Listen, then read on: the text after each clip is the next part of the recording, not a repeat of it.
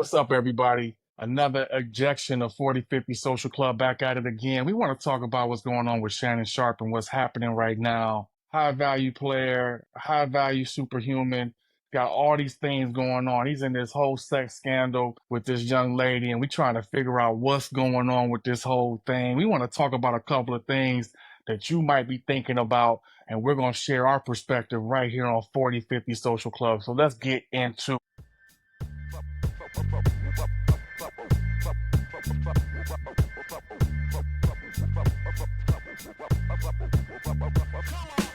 Welcome to the 4050 Social Club. We are so excited to have you join us today as we talk about the important topics of helping you transition through the ages of 40 to 50. Black men, if you're out there, if you need a resource or reference point to share some time with myself, CJ, and Quest, as we take you on different journeys and stories and give you our perspective on how to navigate through the most important years of your life, ranging from relationship to faith to finance to entrepreneurship to corporate America. You name it, we got you. Come join us, Black men, as we talk about some of the most pressing topics you'll want to talk about as you transition between the ages of 40-50. 40-50 Social Club. Let's check out this next topic today. Let's go, y'all.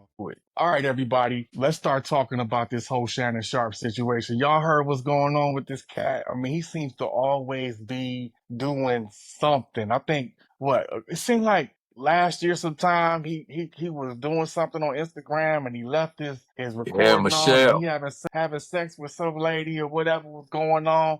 And here it is. It seems like not even 6 months later, he's got some whole controversial scandal going on with this young white woman that's 19 or was 19 when it started. It's been going on for 2 years now. And now all of a sudden he caught up in some okie doke where she trying to say he was doing something to harm her in whatever way. And prayerfully that didn't happen. But we here to just talk about the situation and get you all's thoughts on it. So let's jump into it. What y'all think about it, y'all? Man, there's so many ways to go with that. I guess I'm interested, first of all, like what do you think changes for black men in their 50s when money, freedom, and options start to collide for them? Because that's what this feels like to me. Man, I think it goes back to one of those things when you've never had all these things collide at the same time and now you have them, you kind of like, I can do anything. You feel superhuman at this point. It's taken you so long to acquire all these things. And now that you have them all in alignment, you got all the horsepower in the world. And especially when you are surrounded by people that appreciate you, they keep gassing you up, they keep telling you you're doing all these great things. You've had such a successful life, and now things have culminated into your 50s where you could really walk into your season. They say the 50s are like the most prosperous years or the beginning of really where the prosperity starts for you. And I feel like when you reach that age as a black man, you start walking a little bit different. You start feeling different and you start walking into your authentic power. And I think with any power that you have, you got to wield it in the right way. And when you don't, it can wield back on you. And I think that's something that Shannon is dealing with where he's not making the sharpest decisions. Yeah, Quest, how about you? How you take that question? I feel like, I come at it different. I think there's an ignorance to it. I think, this whole situation is just power itself. It doesn't matter if you're 40 or 50. If a person comes into a situation where they are aligning all three of these things and they are allowing for that to dictate the way that they actually act, then I can see it being a situation where you're going to have some sort of problem. You're going to think that in some ways you are owed this. It wasn't maybe just the determination of what you've done to get to this point, but it's now more of a boisterous situation for some of us. So I personally feel that, if we're getting to this point and we're feeling a lot of ways like we are, I guess, have made it in some ways or are successful to a point where other things, the laws, their frequencies don't matter to us, then maybe we're too high. Maybe we're too on ourselves. Maybe it's not selflessness anymore, it's selfishness. And maybe that's not just in our 40s and 50s. Maybe that's whenever we experience the alignment of all three of these things. or a combination of all of those things, right? Yeah, yeah. And what you're talking about too, and it's interesting. I'm gonna jump on one of the points that you just said a second ago. It's the idea that we get to a point in our fees when we got a couple things going for us where we feel like we've made it. So, like, what does it mean to feel like we've made it? One of those is we get to that point, or they get to that point, whoever it is that feels that way about themselves, where they feel like the rules for black men, the way that we were treated before, no longer apply to them, and they get to flex and move in the world the way that those who don't look like us seem as if they're able to do. So there's something about getting to that point that I think a lot of us start to feel that relief, like, hey, I know that I'm not seen in the same way. Maybe I'm not as big of a threat as I used to be, whatever it might be that folks are feeling. So I think that's definitely one of the things that does change, or at least in the head, it changes for people. Whether it changes in reality is a different thing. And it sounds, Quest, like you're saying you're not convinced that that's true. Yeah, I'm really not.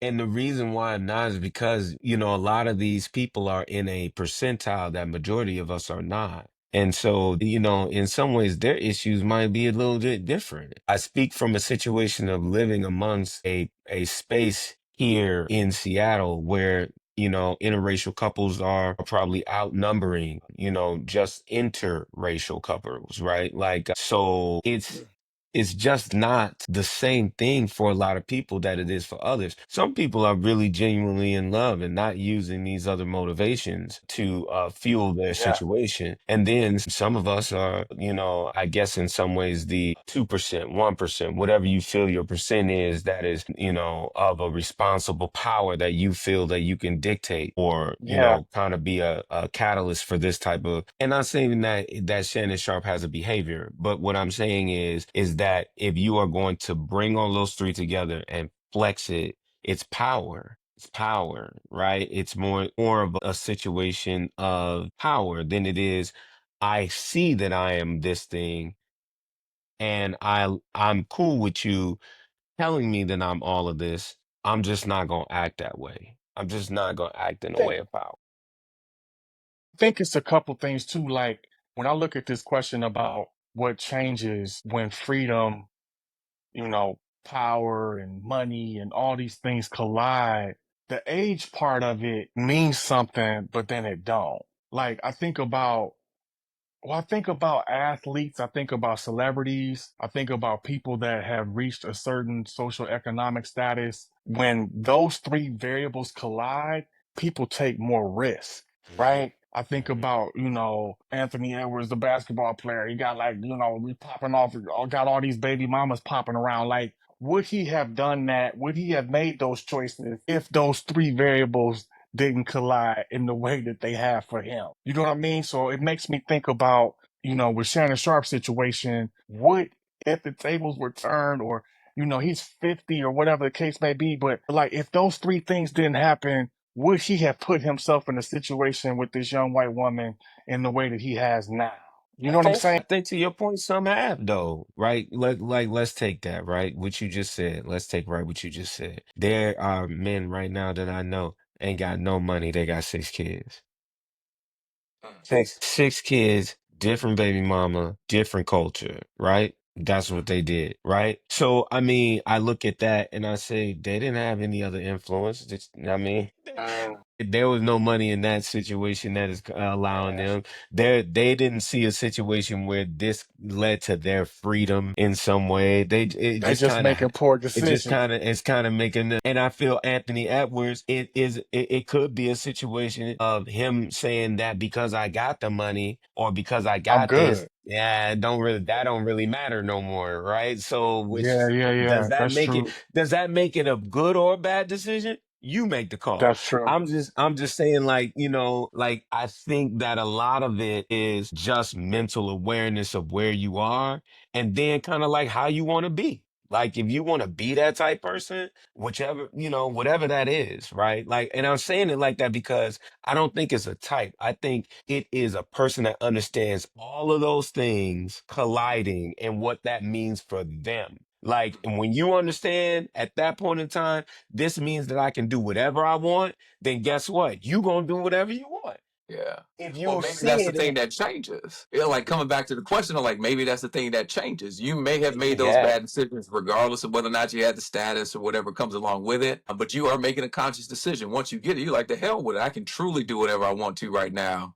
And that starts to bring in that feeling of invincibility. mhm. And I think that's why this topic is really cool and important because, so many people are weighing in on this topic, right? And so many people are pointing the finger and being like, here we go, another white woman, another white girl coming after a successful black man and all that stuff. And I'm like, all right, that's cool. That's happening all over the place. But at the same time, let's put under the microscope how Shannon Sharpe is behaving. Mm. Like, what are some of the things and is he making the right choices? Is he being sharp at 50? Is he making the right decisions at the level that he's at? I think is what I'm questioning, because there's always going to be that piece going on. Some young white woman, some Asian, whatever, color don't matter. It's always going to be these dynamics that play. But has he leveled his game up to where he's at in his life? And clearly he's not doing that.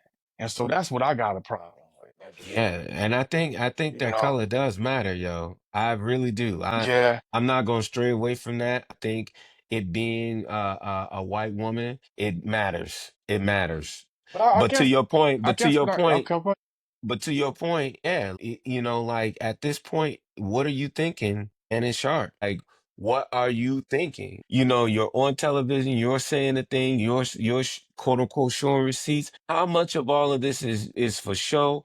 How much of all of it is for whatever you are trying to do? yeah, yeah, Like, what is it? Does it even need to be to this point? Who cares more than you? Right? Like, I mean, there's so many different feelings I have towards it because of the simple fact that I feel like maybe this was a really poor decision all the way around. yeah, All the way around. Like, there's so many different, things I could have done. If I was the type of man who wanted to be a manipulator, who wanted to be a womanizer, who wanted to be a narcissist, I could still have whoever I wanted and do that with, right? There's yeah, people our yeah, age, there are women our age that would still fall for it. Like, why I mhm, gotta be down here with this 19-year-old white woman? And I think that's where I'm coming mhm. at from it from the beginning, like off the top. It is about that. It is about her. It is about this 19-year-old white woman. It is about that. It's I about don't, the choice that he made, that's is right. what you're That's saying. right. The The choice that choice, he that made choice to that he made choose. to choose And I that. think we're saying the same thing. Yes. Like, dude, what was you thinking? Like, for real, what was you thinking? Yeah. Like, you don't have to be a rocket scientist to figure out that this is going to turn to your disadvantage if you say or do something that she don't condone. Yeah. Yeah. So the more I think about it, it starts to really piss me off because I'm just like, damn, like it's only a few of us that are able to get to that level where he is right now, and it's like, what example are you setting? You know what I'm saying? Like, if anything, you're setting an example that we got to make sure that we really on our game because all these different things could be coming at us at one time. Yeah. He had a white woman that's 19 and we didn't even think about it. He was with her for what, like 2 years. So Yeah. And clearly they this was probably this set was that like in his woman. motion. They probably This set that wasn't like they just probably no set that in no motion, yo. fling. I don't never put anything past them, yo. They probably put that in motion. This whole thing probably in motion because of that. Because they knew Shannon from just that podcast alone that he got, raking in more than any money that he's probably made in his entire NFL Oh yeah. career. Oh yeah. Yeah. Yeah. Listen, the So it's 19-year-olds are hard for out to get us. They out to get you. They out to get you. it's something different though when we talk about black men and it's happening with our black women because black women doing it too. Some of these stories I'm hearing, I'm just like, what? From some of my AT aliens, like you got to be, man. I couldn't imagine dating out here today, man. Is on a whole different level, and you got to be thinking about, is somebody out to get me while you trying to find out if you can fall in love with this person. And then you got to figure out, how do I protect myself financially? Do I got to put a will and trust in place just to date this person, because if something happened and I don't protect myself, now all of a sudden I'm unprotected. Like, not just by me getting her pregnant, but now I'm unprotected because she can rip me of all my resources. It's like you got to think about all these different variables. But the Well, so I question guess that that I begs. Oh, go ahead. Go ahead. go ahead, no, go ahead, go ahead, go ahead. Well, I was just going to say that begs another question. And do you feel like for these black men in particular, as they have gotten to this point, do you feel like they're looking at it and thinking, no matter what happens, I can get out of this? Do you feel like they are starting to understand there is danger around the corner? The idea that the more resources I have, the freer I should be. Is that actually the case? Or do you actually put yourself under a much more intense and acute microscope where people are out to Yeah, get you? I think it can be all of the above. I do believe, there comes a time and a place where you feel invincible. You feel as though, you can step outside of the rules. Well, that happened to such and such, but it can't happen to me because I'm on my game. Or hey, we've been kicking it for a while, so she cool. I ain't got to worry about that. And I think when you have this whole piece of I feel invincible, you can let your guard down in ways, and then you recognize the color of my skin still is something I can never let down. Like, and so I think Shannon is running into that, and I think he's just one example. Mm-hmm. You know, I think but we I gotta it, think both go ways. We gotta think both ways too. Like I can't sit back here and just think about all the women that have I have the same journey, right? They coming into this whole dating pool and they looking at us guys and to some of the points that I was just making. There's the narcissist, there's the misogynist, there's yeah, these black males, and I'm calling us out, yeah, black males. I'm not even talking about the white ones right now, the sure, black sure, males that are, have this type of rhetoric, have this type of value for themselves, and it's not a good thing. So they gotta, they trying to fill it out as well and trying to kind of figure it out as well. Now, and I say that because I want to keep that in perspective to your point, Jamie, and where I would come back and say, like, for me as a black man, I gotta take that in perspective as I'm approaching the person. Because if I want to at some point be vulnerable with them, then I need to know that they're a good human and they're not in here trying to throw, the book at me at some point, even when we being good humans to each other. So I think that really yeah, goes to that begs to that yeah, point too. Like, are we just gonna be good individuals to each other and be able to be vulnerable, be able to be transparent, or is just this the situation of us just going through the motions of things and not having communication and not having some of these things that really ground the relationship? This man wasn't looking for no relationship with this person. So why did he think no, that she he's was, had some type of salvation in her?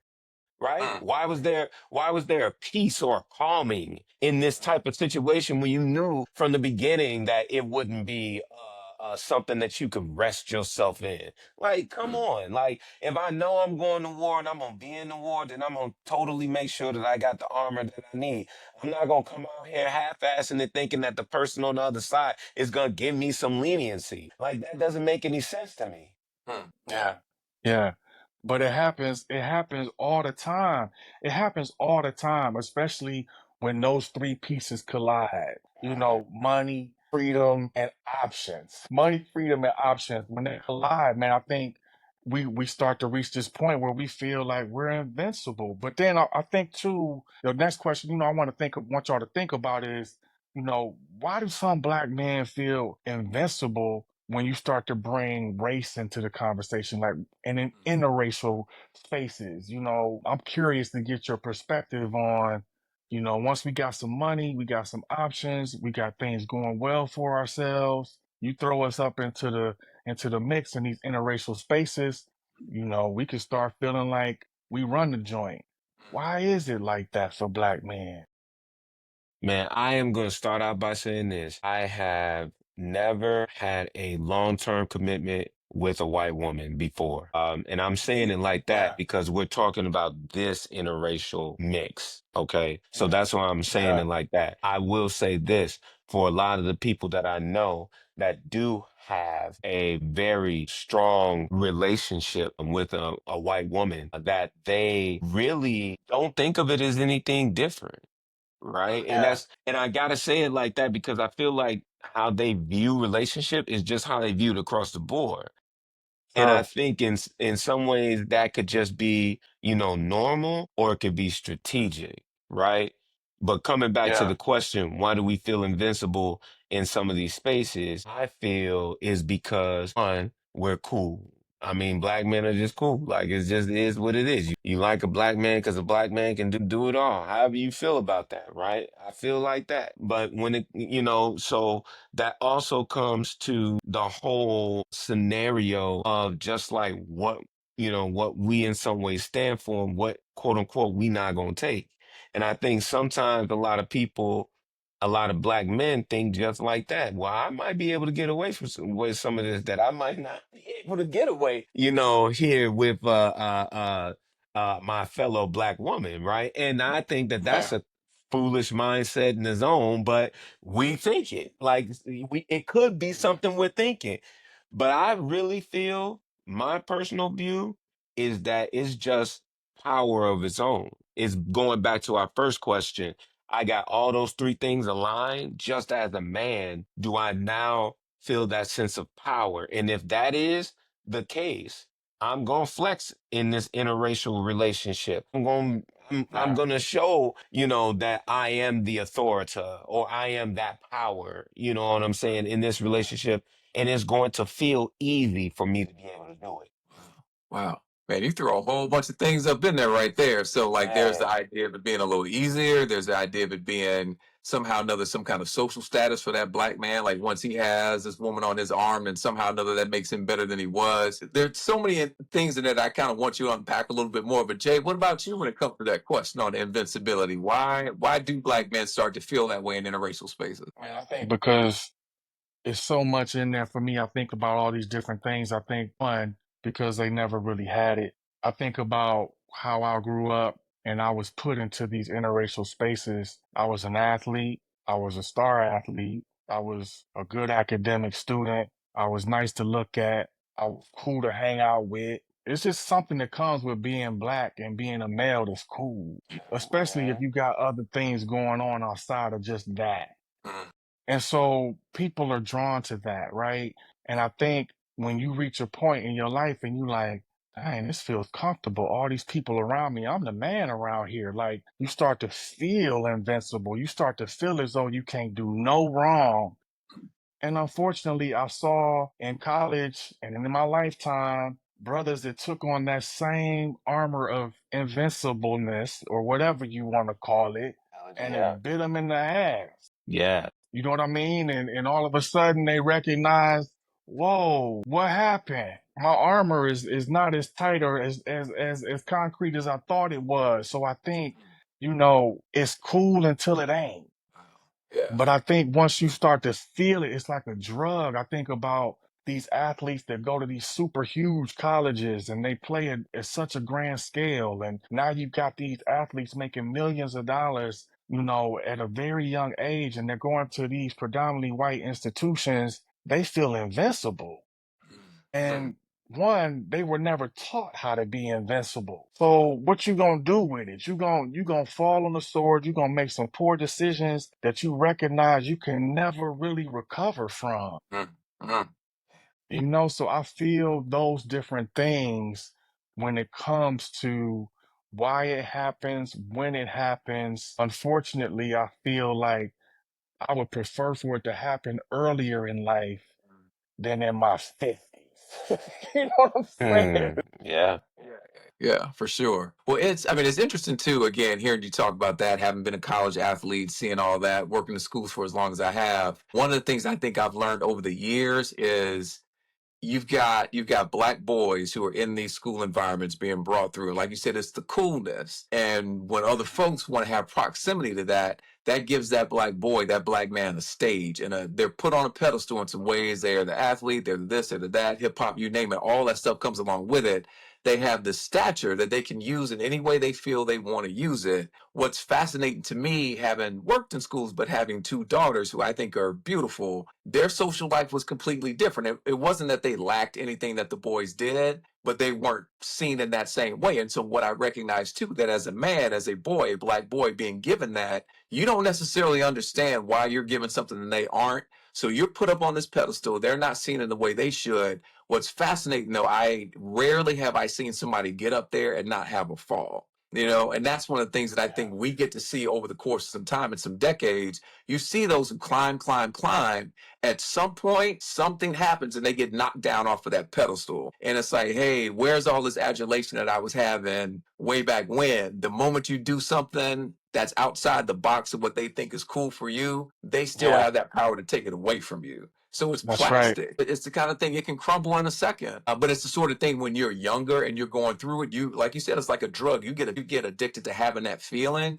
and it feels great. But again, the moment something comes in to take it away, you realize that it wasn't you that actually had the power in there. You were giving away your power to someone else who was making you feel good because of what you were doing for them. And that just goes into the whole situation of the myth, and let's talk about it. Let's talk about that myth of being untouchable once you're successful. Like what is that all about? Because we're talking about it right now. Let's just continue to expound upon it. Well, and again, we sort of talked about it a little bit, but it goes back to it. How many folks do we know, whether it's Jay-Z talking about it in his music or this comedian, whoever it is? And we have even had these sort of things as well, where at the end of the day, you know you're still a black man. And at the end of the day, we live in a country where being a black man doesn't make you equal. You know, it Yeah. should from a legal perspective, but from an actual, this is the way you're viewed in society, we know that that's just not the case. It's definitely one of those things I consider to be a myth. But again, it's easy for me to say that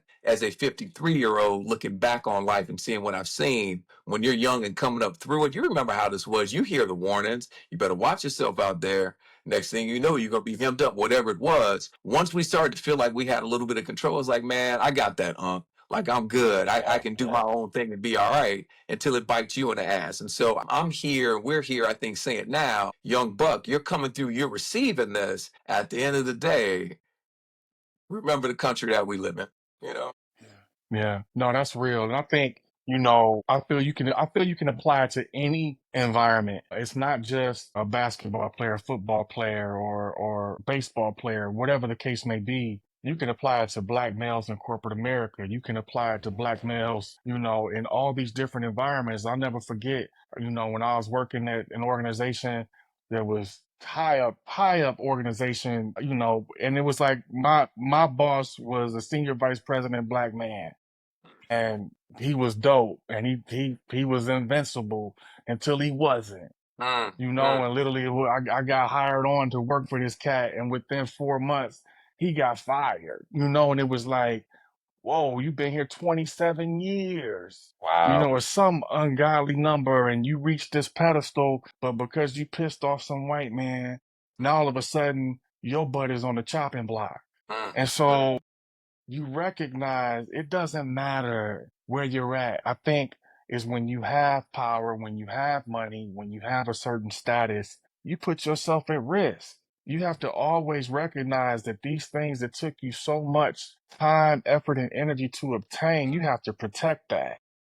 And when the moment you show yourself or show the world that you're not willing to protect it in the right way, somebody's gonna try to snatch it from you.